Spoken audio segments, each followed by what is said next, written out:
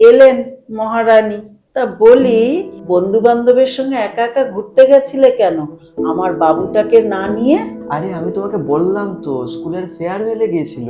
থাম তুই, এখন তোমার বিয়ে হয়ে গেছে, এই বাড়িতে এইসব একদম চলবে না। এটা আমি তোমায় বলে দিলাম, মাথায় ঢুকিয়ে নাও। মা, সারাদিন আমার পেছনে লাগো। এই যে এত তুমি ঝগড়া করো, তোমার মুড খারাপ থাকে, এর মাঝখানে তো তুমি নিজেরই যত্ন নাও না। এই যে নখগুলো এত বড় বড় হয়েছে, কে কাটিয়ে দেবে? নিজে তো কাটুনি। চলো আমি আজকে তোমার নখ কাটিয়ে দেবো। আরে তুমি নরম ফুলের গান, তুমি এই কি, চুলেরও তো অবস্থাটা ভালো না। আসো মাথায় তেল মালিশ করে দিই, ঠিক আছে? আমি তোমার ছায়ায় ছায়ায় থাকি মা। আমি বৌমাকে কত ভুল বুঝতাম। আমি তো তোমাকে আগেই বলেছিলাম। আমার বাজে ব্যবহারের জন্য বৌমার কাছে আমি ক্ষমা চাইবো। তুইও চল।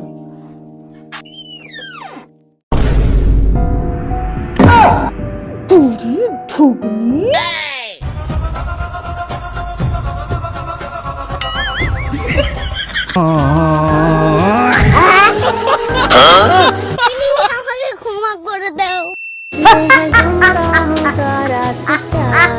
मुस्कान झूठी है।